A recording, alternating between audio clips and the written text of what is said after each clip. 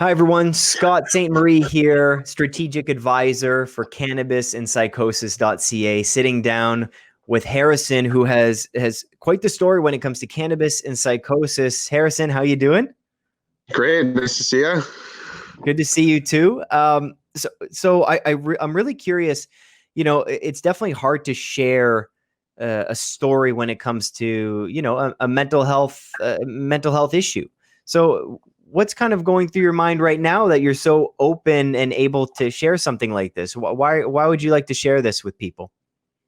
I mean, I think experience can be knowledge, and in one way, I have nothing to share in the sense that I'm just, your average person who's had an experience. But on the other hand, like some people, might not have been exposed to what I've kind of seen in some ways. And then in other ways, I think that, I might be able to, I'm living much differently now than I was previously. So in that way, I have some form of strategy, some types of strategies to share on how to keep yourself well and, stay good. And you're totally open to sharing that with people, which is so honorable and admirable. And we all really appreciate that. So Sure. if we could, take a step back before we hit record here. You mentioned maybe about 5.5 years. This is the best you've ever felt, which is so good to hear. What happened 5.5 years ago in terms of psychosis and what happened during that time? Yeah. So I want to say, so about 5.5 years ago, almost 6 years ago, 6 years ago, here we go. I had probably the worst of, not the worst, but I fell into a very bad depression for the first time in my life. And before I had but I had experienced anxiety in various capacities. And, leading up to the summertime when I would ultimately be kind of alone just with my family up at, our property up north, I just started feeling really isolated as that time came about and, not really having many people to talk to and support and lean on. Kind of proved to be a challenging atmosphere with working, at a kitchen, pretty demanding atmosphere. That this summer that I was experiencing kind of just unfolded into a bit of a depression that, was quite difficult for me. And over the span of the summer, I just kind of kept telling myself I have to push through until I can get back to Toronto where I can get seen by a psychiatrist and then, have things worked out there. But, I eventually pushed through and made it back to Toronto. And, a big problem was the isolation, as I had mentioned. So getting back to a place where I had familiar friends and community ultimately was hugely helpful. But the fix I kind of felt from getting back to my friends was temporary. And it was only a matter of time until the depressive thoughts kind of started rolling back. And I found myself feeling like I was trapped again. So, yeah. So that was the first kind of time, because this is so interesting to me when you hear about people's experiences with some kind of mental health problem at first. It really takes you by surprise, doesn't it? It's like Totally. there's no way you thought these kinds of emotions and feelings even existed. So it really throws us back when that happens. And what did you do to cope at first, since this was all new? So you thought, obviously seeking help first, but the friends and community and familiarity really helped at that point? I just think, to me, the way I see it now is friends and community and family are just a piece of the wellness puzzle. They're just a piece of what you have to have, not have to have, but it's definitely beneficial to have locked down so that you can, who you're relying on when you need to, who to go to in a moment of trouble or weakness, whatever you want to call it. I don't see it as weakness. It's just, human experience. It's part of it. Mm-hmm. So So depression came along as it unfortunately does, and what role did cannabis have at this time? Were you using cannabis at the time to Yeah, so at the time, I trying to remember back, like, yeah, I definitely was at that time. I don't know if I was necessarily using beforehand, like regularly, but as it came on, I would find relief in, you know, taking a puff or two and then, you know, going about my life. I really, the thing about the time is I think there were a lot of environmental factors that played into that depression for sure. Um, so I was working at a restaurant just nearby, and um, my sleep schedule was messed up. I probably wasn't eating great. On top of that, I was smoking, which can just, the way I see it, it's just another variable in the equation. You know, it's another thing that makes things harder to keep track of. So, you know, I was staying up late to work these dish pit like closing shifts. On Friday there'd be a steak and lobster at the restaurant, go super late, there'd be drinks, and like, you know, I wouldn't get out of there until some nights like 3 a.m., like when wow. all the dishes finally came through. So, you know, I was staying up late. I'd go home with my to-go box of like steak and lobster. Sounds great. Get home, throw it in the microwave. Now we're, you know, it's not nearly as good anymore, but you know, then I'd sit and watch like an episode of Rick and Morty or something, go to bed, wake up, and show up at work the next day. There's really not much time between the way with my sleep schedule and the way I was living. Like there wasn't much time between, you know, working and like sleeping. Like it was kind of like that was kind of my life at that Right. point.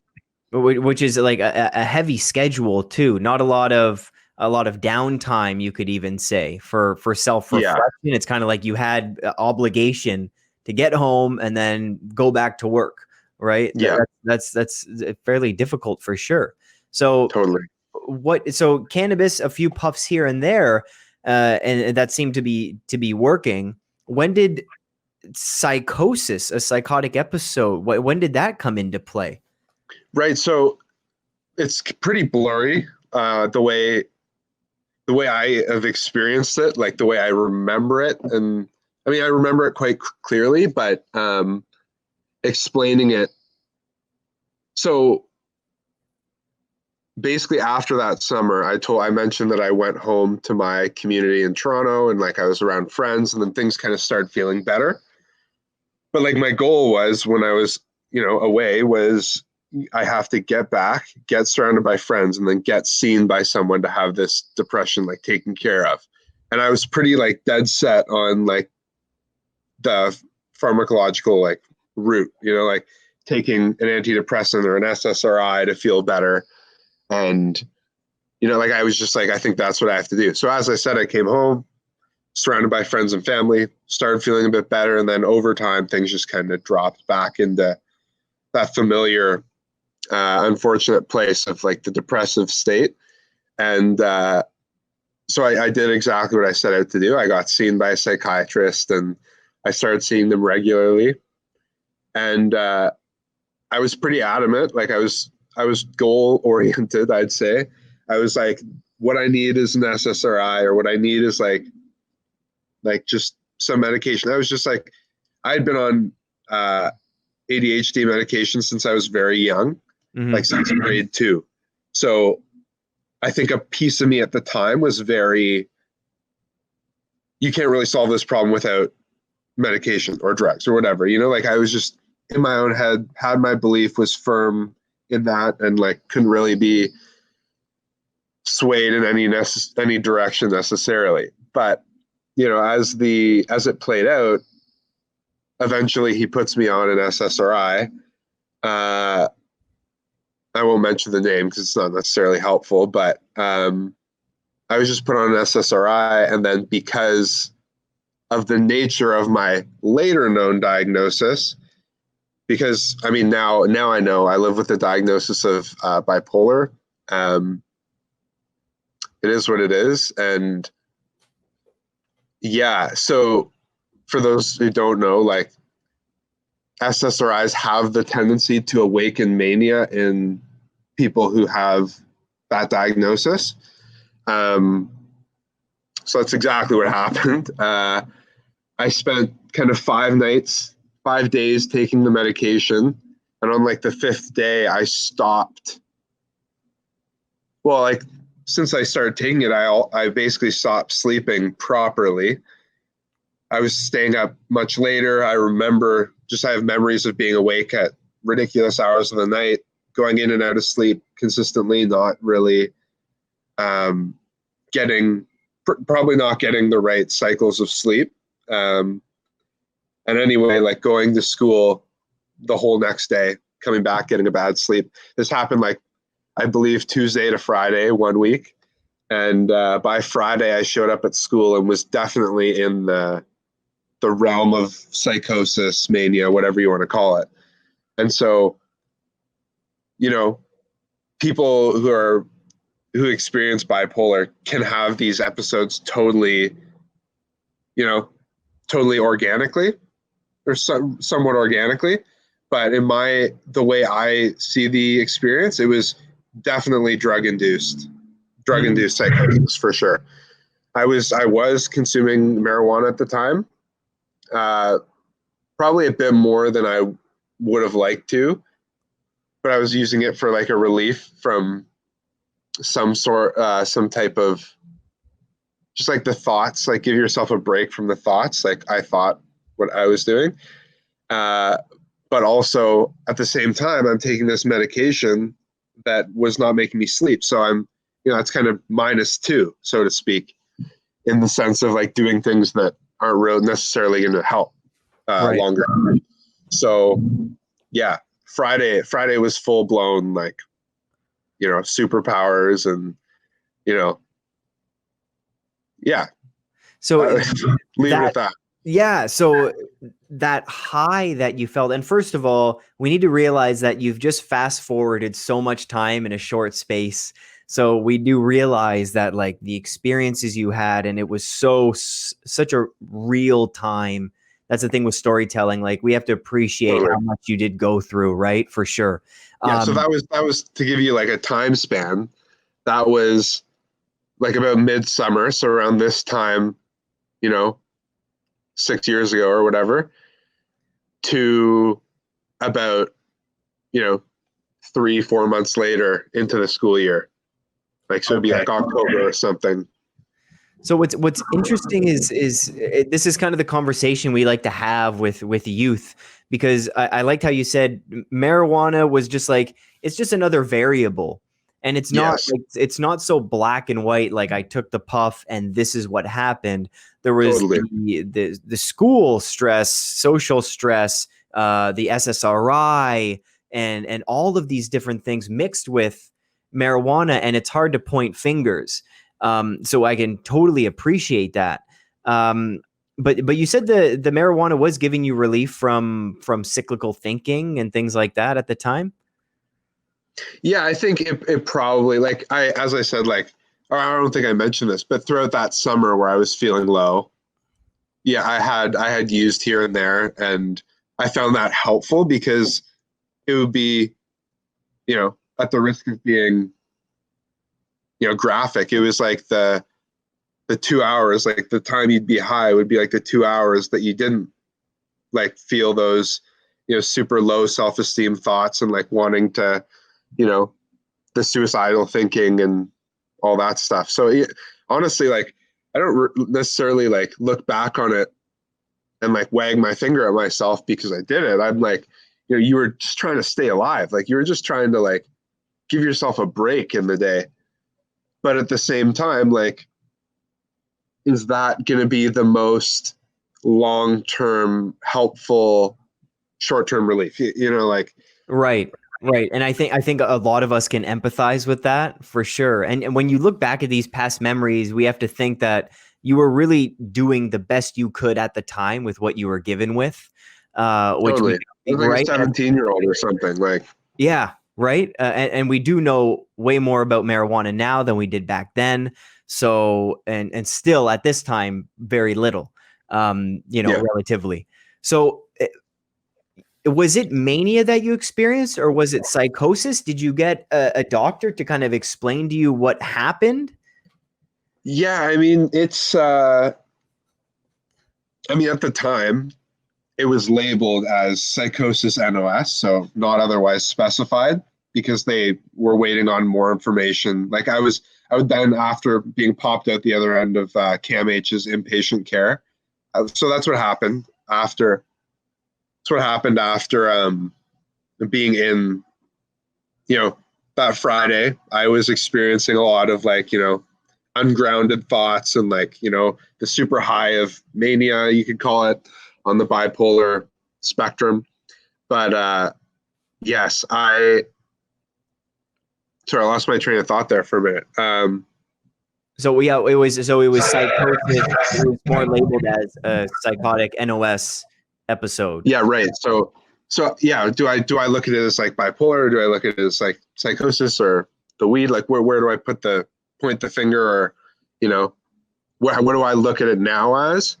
At the time, it was, as I said, labeled as psychosis NOS, but as time went on, and I popped out the other end of this CAMH inpatient care, I started seeing these psychiatrists who were, I had that label for like probably 6 months, something like that. Like there wasn't much of a conclusion. Like they really took their time, because the diagnosis isn't like willy-nilly here and there. It's like, that's something, personally, I find diagnosis C's like just as helpful as they are unhelpful, in the sense that if you're going to look at it as like, often it's easy when you first receive a diagnosis to be like, whoa, like I'm all of a sudden like part of this like thing, that's kind of bigger than me, and like a ton of other people have experienced it, and it's like it has these like super negative effects on people's lives, and it can be fatal. But like what you realize over time is that these things are treatable. There are people who have bipolar who are hugely successful in life and like have overcome, or at least have learned to manage their symptoms in a super productive way. And so it took a while to like gain that growth mindset kind of framing of the whole episode, I would say. But as time went on, I had that 6-month period. They were like psychosis NOS and whatever. And, I kind of stopped seeing those psychiatrists because I moved to go to university. I started seeing another psychiatrist. And then for whatever reason, I stopped going to the university. I started working at a camp up north. I saw a new psychiatrist. So there's been like a long chain of mental health professionals that I've gotten the opportunity to work with. But, I don't know. I think this is a rather unfortunate part of the story. Excuse me. When I was being seen north of Toronto in like Parry Sound while I was working at a summer camp year round, it was a great service. Like they picked me up from the camp because I didn't have a driver's license at the time, and they would drive me to the facility, and I'd get seen, then they drive me back. And often they wouldn't even have doctors in the facility, so they like FaceTime me with someone, but I had to be there, so I couldn't FaceTime from the camp. Complicated, but either way, kind of unfortunate. I received the diagnosis.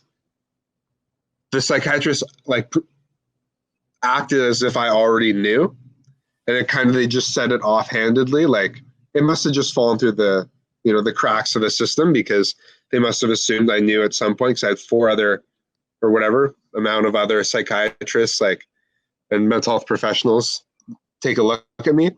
But they basically sat me down on the second or first video chat with this new psychiatrist, and they said, yeah, we're looking at treatment options. Like we can't reduce medication because people with bipolar like you. And then like in my head, like everything blurs and like slows down, and I'm kind of just like, hold on, what was that? What did you just say? And they like kind of repeat it back to me. Yeah, people who have bipolar like you tend to be on antipsychotics or atypical, but the rest blurs off after bipolar. Like those words just kind of echoed through my head, and I was like, it kind of speaks to what you were saying earlier about like you're receiving, or about like what I was saying earlier about like diagnoses. Like being just as helpful as they are not. Because at that point, it was definitely not helpful.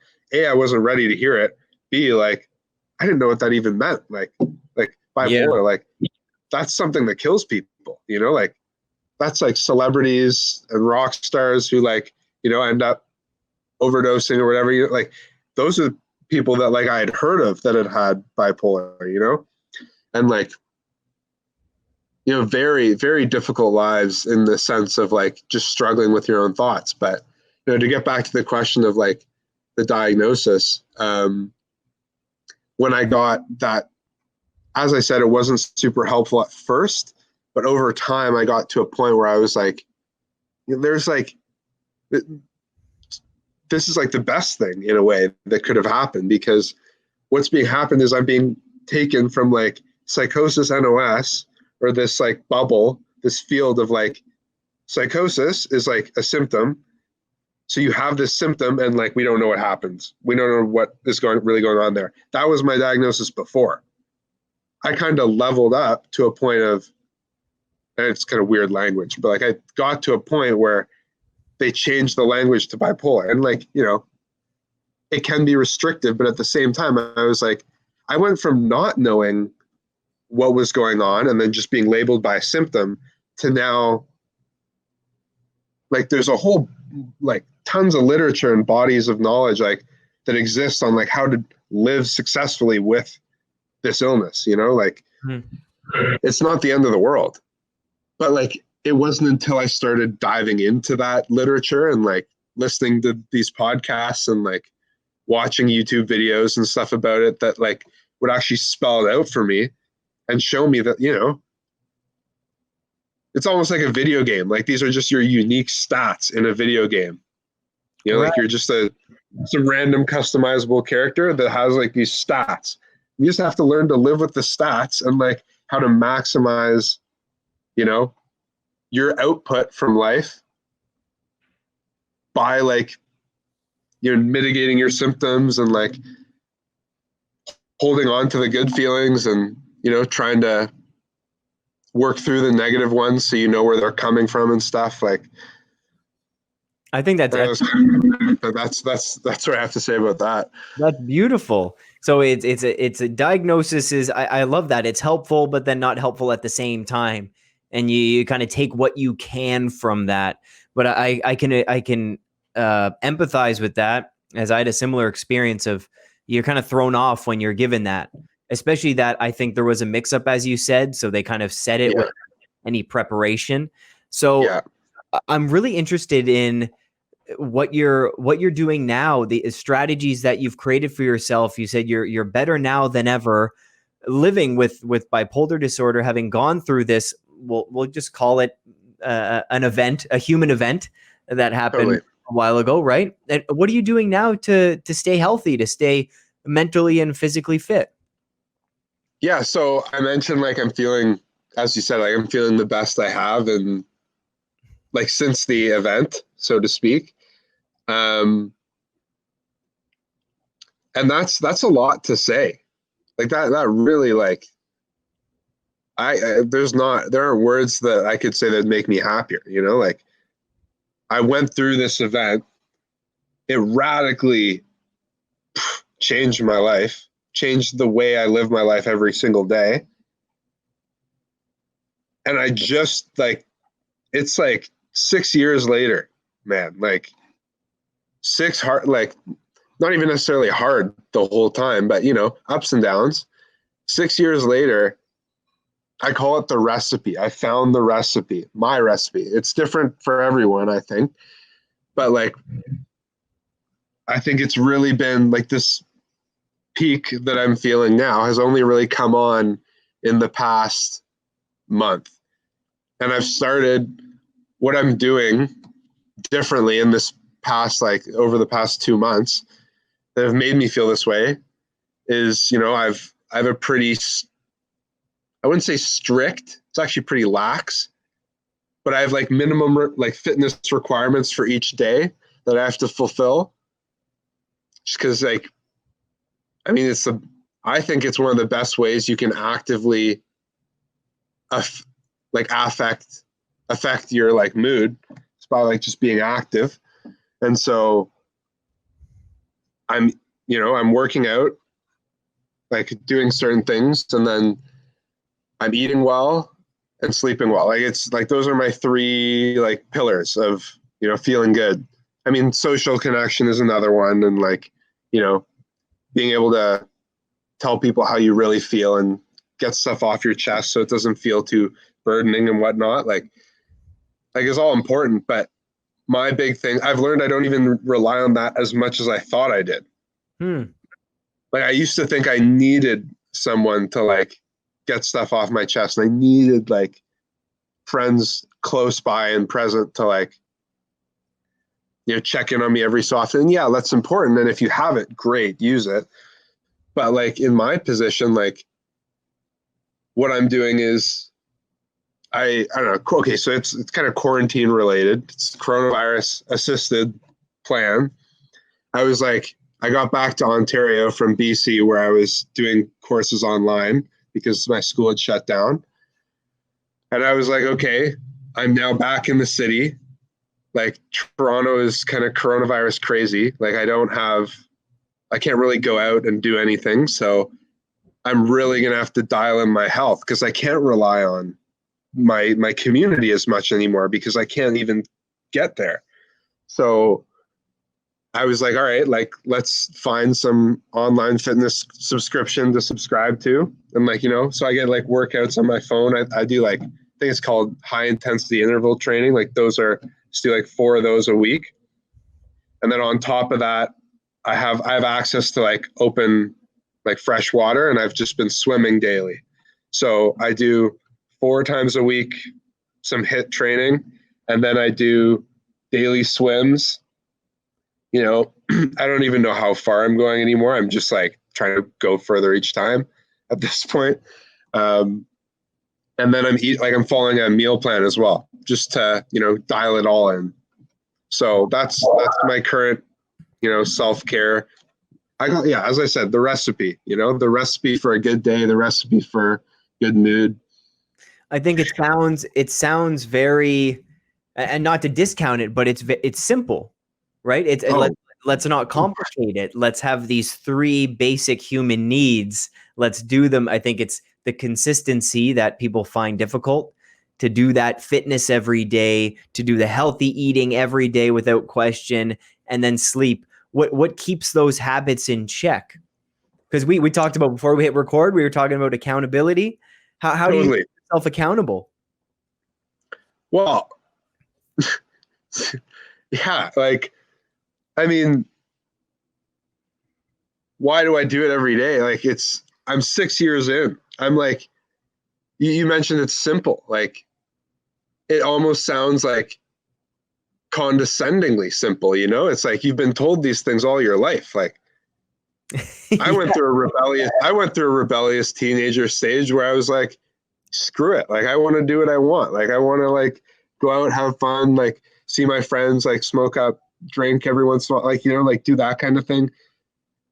But somewhere amidst all that stuff, the like very fundamental basic principles of like just eating well, sleeping well, working out, like kind of slipped my mind, It's almost like it's so simple that we need to constantly be reminded of these things. It's so simple that like you can just forget it because it's like, whatever. I eat anyway. What difference does it make to eat well? I move every day in some capacity, like I commute or I walk or I whatever. Like why do I have to sweat necessarily? And then, sleep is sleep. Like it's kind of the last priority. Like whatever time between when I get to bed and wake up is kind of when I'm going to take what I can get. But, you got to it's your own life. You got to know where to make the demands, like the joy I feel now from simply eating well, simply sweating once a day, and then getting decent sleep, at least 8 hours, or, it's different for each person, but, mine is at least 8 hours, makes me feel better than I'd feel when I'm like out having a drink with my friends. Like, like, right. It's just those fundamental things, like they go such a long way. And like, you can listen to people preach about it all you want. but you won't know until you've experienced it yourself. Like the joy you feel from simply catering to your very basic human needs. Like the thing you'll realize once you've finished that is like you've catered to your basic needs. You don't really need to do much else. Like that's it. And that's a beautiful feeling in itself to know that you took care of those needs. It's almost like the biggest checkbox ever. And we get that almost Totally. dopamine hit, which is why the Absolutely. to-do lists are so popular, because it feels good when you cross it off. And what I do even sometimes, if I do something extra, I'll still put it on the to-do list, write it out just so I can cross something else off. And when you Totally. have these basic needs, simple to say, again, I definitely harder in practice, right? And Yeah. educating yourself, personally, okay, what diet works for my body? What exercise do I enjoy that's also challenging me and increasing my heart rate? What the best time for me to sleep is, what's the hour that I need. Simple in knowing these needs, but did it take you a while to figure out this recipe of these three things? Yeah, I mean, I feel like didn't necessarily, like as I said, 6 years. Like this is the best I've felt in 6 years. So in that sense, totally took me a while. Like I'm not going to discredit the journey there. Like it took a while. I'm really stoked on where I am, and I had to work to get here. Like we talk about mental health. I mean, people talk about mental health as a fight, but you really have to choose to fight. Mm-hmm. As I said, those are your three things. Like that's the fight. You get good sleep, work out, sweat a bit, and eat well. That's fighting the fight. Like you wake up and it's like, oh, I'm kind of bored. Like I don't have the energy to cook a full meal. Like that's the fight. That's the first, like you wake up in the morning, the first thing you have to do is like tell yourself, I'm going to give myself the fuel, the food that's going to give me the energy to get the next release I need, which is the fitness. Because, there's, as you said, the list gives you dopamine, taking things off your list, like naturally just gives you that release, that short release of dopamine. But, there are tons of other like receptors in the brain that like fire off when you're like working out or you're getting like, just good food and like good sleep. Like all those things are just like producing